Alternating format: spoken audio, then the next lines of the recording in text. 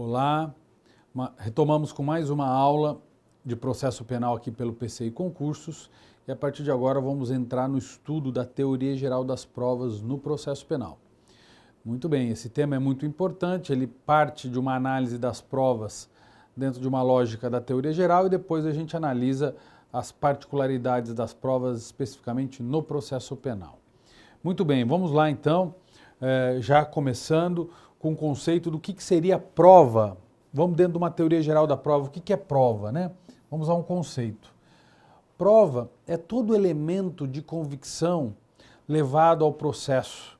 Todo elemento de convicção levado ao processo que se revele juridicamente relevante e que se revele juridicamente relevante para o julgamento da causa. Todo e qualquer elemento de convicção no processo penal nós sabemos que vigora o princípio da busca da verdade real e da livre obtenção da prova. Então, todo e qualquer elemento de convicção no processo penal deve ser equiparado à prova, seja ele obtido ou produzido em qualquer fase, seja na fase investigatória ou na fase judicial. O conceito de prova no processo penal ele é bem amplo. Veja por quê? Porque, de fato, no processo penal nós temos que sempre trilhar pela busca da verdade real, investigando profundamente os fatos. O único limite que nós vamos ter aí é a licitude dessa prova, não é? Nós não podemos compactuar, obviamente, com provas ilícitas. Aí o limite é a legalidade. Já que vivemos num Estado de Direito, não podemos compactuar com provas ilícitas, mas se essa prova for adequada à legalidade, esse elemento de convicção, ele deve e pode ser utilizado no processo penal sem maiores problemas para formar o convencimento do juiz. E o que é importante nós destacarmos desde já é que quando se fala em teoria geral da prova, quando se pensa na necessidade de se produzir prova, nós temos que partir de uma premissa do direito, de que o juiz sabe o direito, mas não conhece os fatos, né? O juiz ignora os fatos, porque ele não tem o dom da onipresença nem da onisciência. Então, o juiz sabe o direito, iuria novit curia. O juiz sabe o direito, mas não conhece os fatos. Portanto, nós temos que pensar da seguinte maneira: sempre, invariavelmente, as provas vão servir para elucidar os fatos, para dar condições de se saber o que de fato aconteceu. Até porque, vejam vocês, que o pressuposto para que um juiz possa julgar uma demanda, a base para que o juiz possa julgar uma determinada demanda é o conjunto de fatos que é levado ao seu conhecimento e sobre o qual ele fará recair a aplicação da jurisdição. E quando se estuda a teoria geral da prova, eu quero destacar um ponto importante com vocês. Nós estamos estudando os mecanismos que o direito nos permite usar para preencher o processo com os fatos que serão objetos de julgamento. Mais particularmente no processo penal, a teoria geral da prova é fundamentalmente importante, porque nós sabemos que se uma prova for mal gerida no processo penal, ou não for produzida, ou não esclarecer diretamente os fatos, de uma forma cabal e categórica, há uma margem muito grande de absolvição por insuficiência de provas e por dúvida do juiz criminal que não conseguirá solucionar o caso adequadamente. Portanto, a teoria geral da prova é algo fundamentalmente importante para o estudo no processo penal, sobretudo, já que o ônus da prova para o Ministério Público não é nada fácil, não é nada brando. Nós sabemos que o Ministério Público tem o ônus de se desincumbir integralmente da acusação, demonstrando tudo aquilo que alega. E, portanto, a produção probatória deve ser muito bem elaborada, muito bem feita, sob pena de se estar praticando uma condenação injusta, tá certo? Seguindo, então, vamos tratar do que chamamos de objeto da prova. O que seria o objeto da prova? Na doutrina nós chamamos também de tema probandum.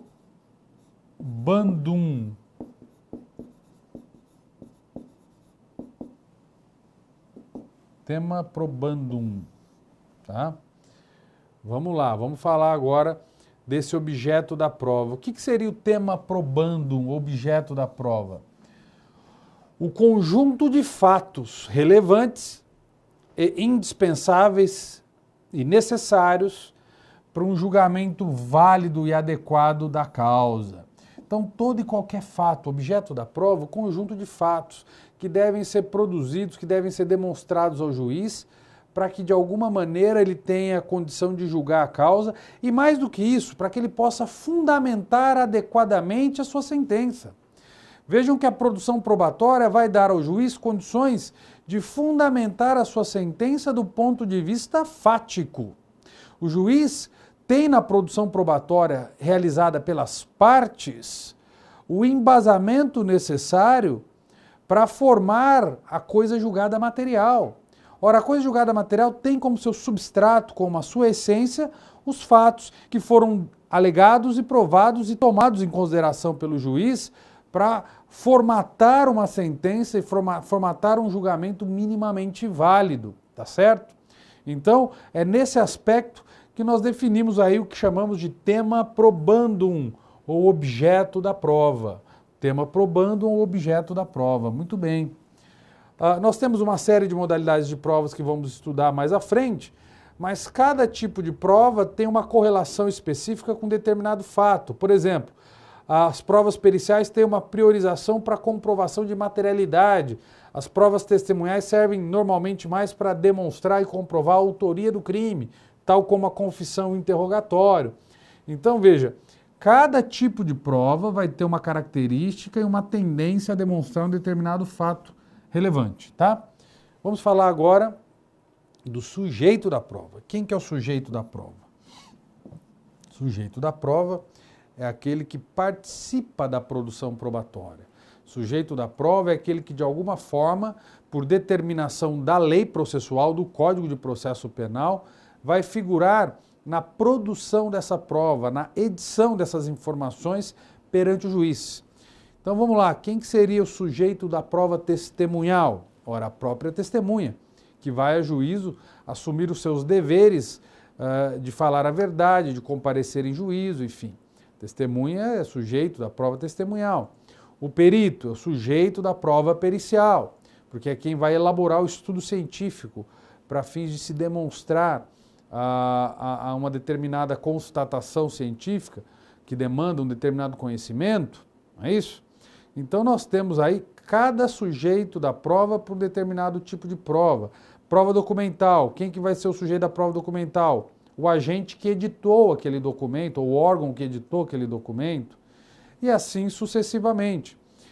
Então nós temos que definir bem quem é o sujeito da prova. Qual a importância de definir o sujeito da prova?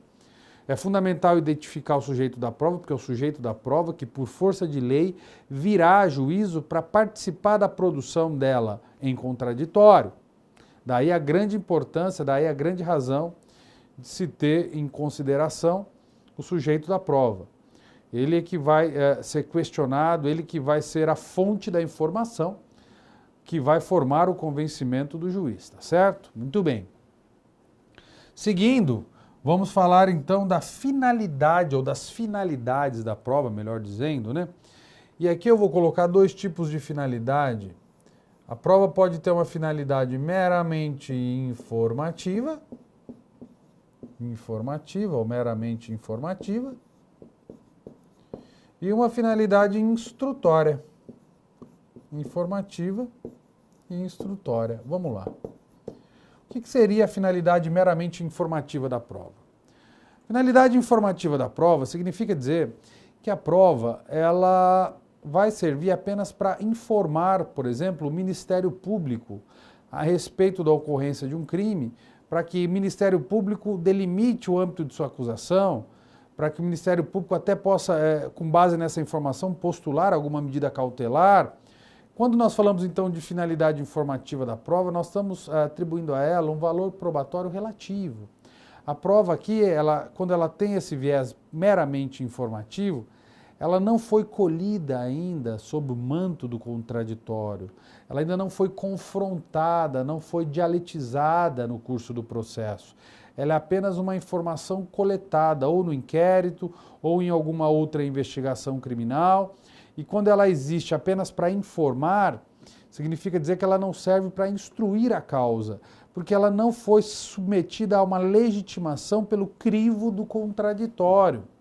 Ou seja, uma prova meramente informativa por si só não é suficiente para justificar ou para fundamentar uma condenação. É importante que ela tenha que passar pelo crivo do contraditório, que ela possa ser debatida no momento da sua produção, tá certo? Então falamos em prova informativa, aquela prova inquisitorial, colhida na fase do inquérito policial ainda, aquele depoimento testemunhal que é prestado na fase do inquérito, aquela perícia que é feita ou aquele estudo que é feito na fase do inquérito. Então, são provas puramente ou meramente informativas. Diferentemente da prova que assume um viés ou uma finalidade instrutória. Ah, aqui sim. O que seria uma finalidade instrutória da prova? Muito bem, a prova, quando ela assume uma finalidade instrutória, significa que ela está servindo para formar o convencimento do juiz, para instruir o juiz para o julgamento da causa, gente. É isso aí. E vamos lá. O que significa que o juiz vai se submeter a uma instrução? A prova foi trabalhada em contraditório, foi confrontada pelas partes para se chegar a uma necessária formação de um convencimento do magistrado. E eu costumo dizer, então, que a prova, quando ela tem finalidade instrutória, ela atende ao princípio do livre convencimento motivado, Ou seja, ela serve para ser valorada pelo juiz. Ela serve como elemento de fundamentação na sentença. Por quê? Porque ela passou por todas as formalidades legais próprias do seu contraditório específico. Veja, me permite explicar uma coisa para vocês. Cada prova tem um contraditório específico quando ela é produzida em juízo. Então, como que é o contraditório da prova testemunhal? Qual que é a técnica de extração da prova testemunhal pelo contraditório? Por meio de perguntas alternadas pela acusação e defesa, e assim sucessivamente. Como que é feito o contraditório específico, por exemplo, de uma prova pericial? Pela participação de um assistente técnico, pela possibilidade de apresentação de quesitos relacionados à perícia, pela possibilidade de postulação de esclarecimentos dos peritos em juízo.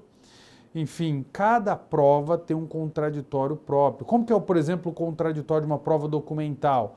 Abre-se vista à parte contrária para se manifestar sobre um determinado documento, abrindo-se inclusive a oportunidade de se instaurar um incidente de falsidade documental, se for o caso, para aprimorar ainda mais o contraditório e discutir a legitimidade, a legalidade dessa prova.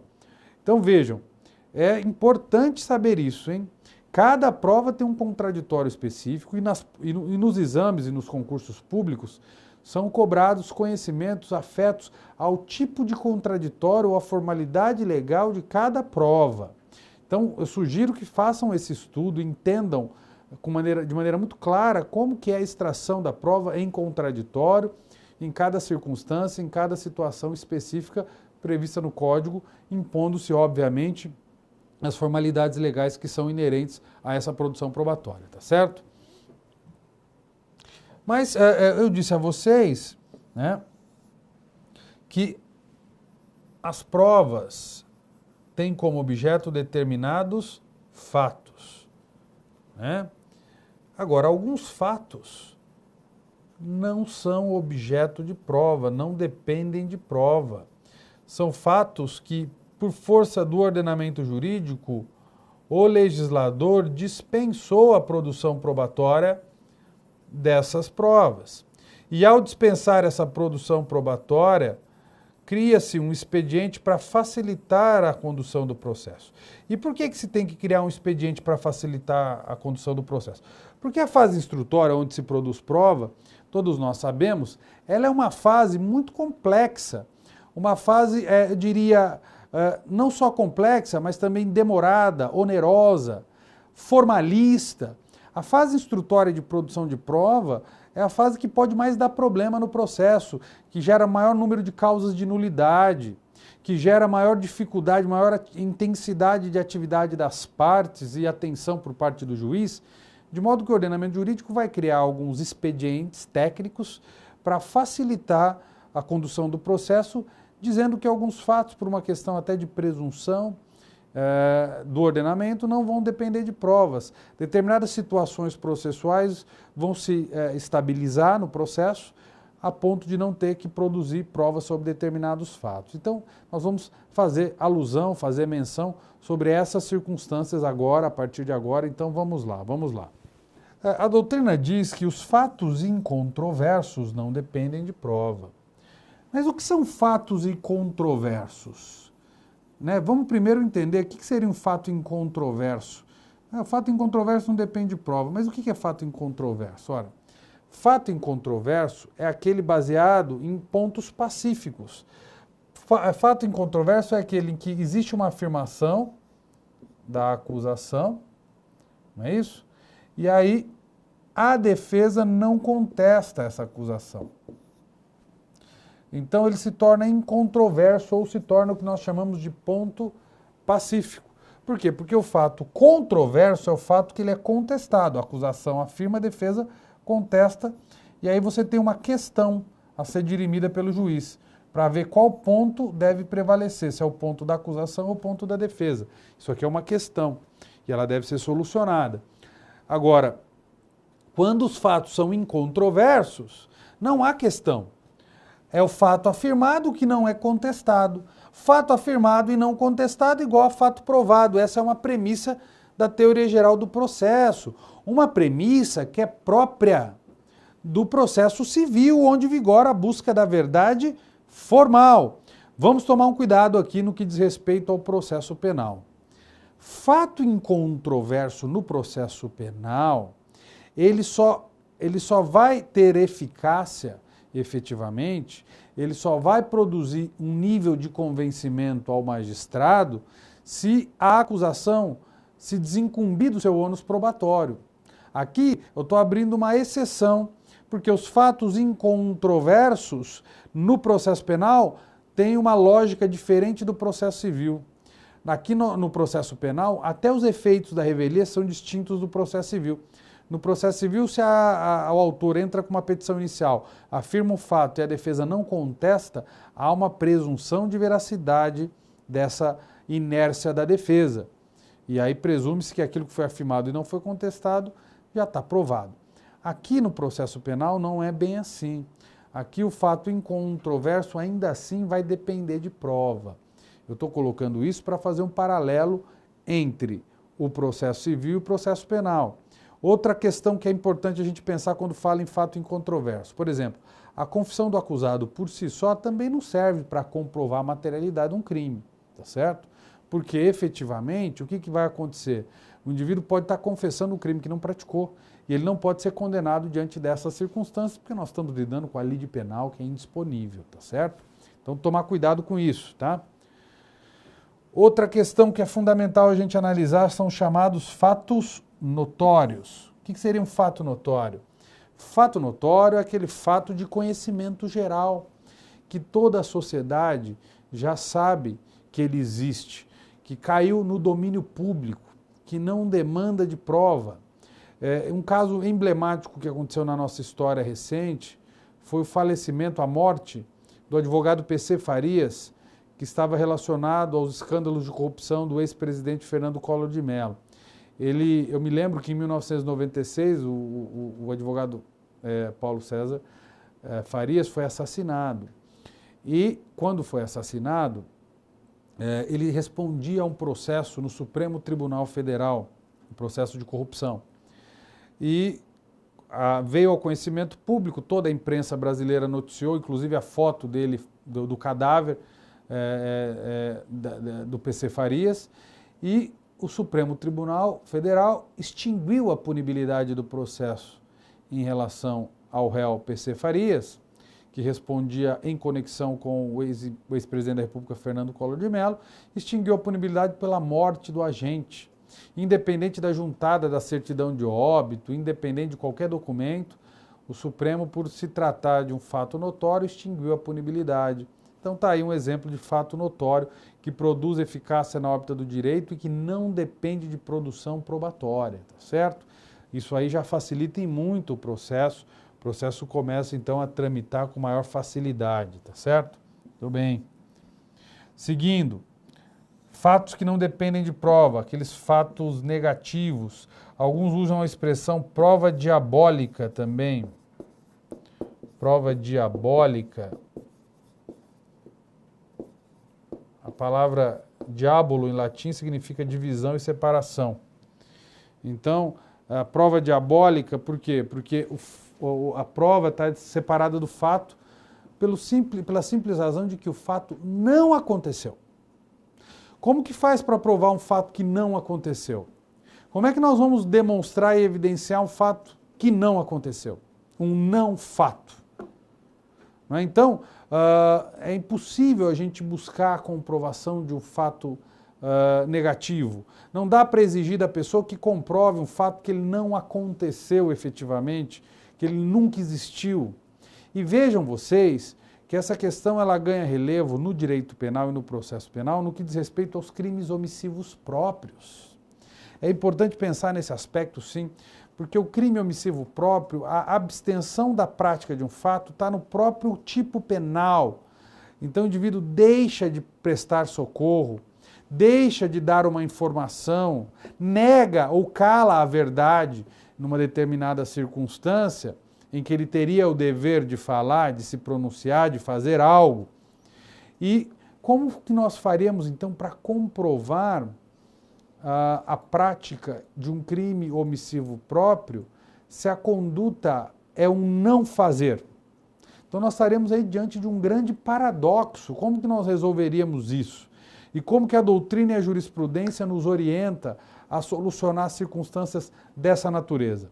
E basicamente, então, nós temos que pensar que a solução para os fatos negativos, sobretudo no que diz respeito aos crimes omissivos próprios, como é que nós comprovaríamos isso? Comprovando que foi praticada uma conduta ou foi realizado um fato diverso daquele que deveria ter sido praticado.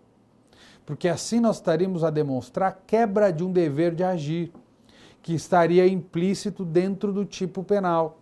Então, se o indivíduo teria que estar ali na cena do acidente de trânsito, prestando socorro, e naquele momento ele não estava ali, ele estava num outro lugar, numa outra localidade, no seu ambiente de trabalho, algo que o valha, ele se omitiu, porque como é que ele poderia estar naquele lugar? Então, nós vamos comprovar um outro fato. Um fato que demonstre uma circunstância que de fato ocorreu, não é? Para que se consiga evidenciar a prática, demonstrar a prática de um crime omissivo, aí no caso, crime omissivo próprio, efetivamente, tá certo? Então, fatos negativos não vão depender de prova por conta da sua absoluta impossibilidade de produção, tá certo? Vamos seguindo aqui. A próxima modalidade de fatos que não dependem de prova são os chamados fatos axiomáticos ou autoevidentes. O que são fatos axiomáticos ou autoevidentes? São aqueles que são obtidos pela mera observação da realidade, pela mera observação lógica da realidade com base nas regras de experiência. Então imaginem vocês que é absolutamente desnecessário comprovar a afirmação de que ao meio-dia, no estado de São Paulo, no mês de janeiro, há incidência de raios solares. Isso é próprio da realidade.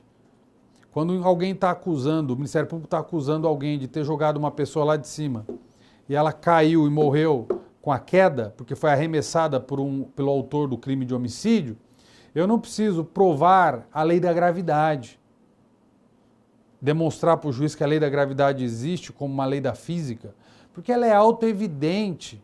Eu estou afirmando que caiu, pronto, eu não preciso provar a lei da gravidade, porque a lei da gravidade é um fato axiomático, produto da observação, do exame natural da realidade. Seria até jocoso cobrar da acusação a comprovação de um fato desse tipo. Por quê? Porque ele decorre naturalmente da observância da realidade, né?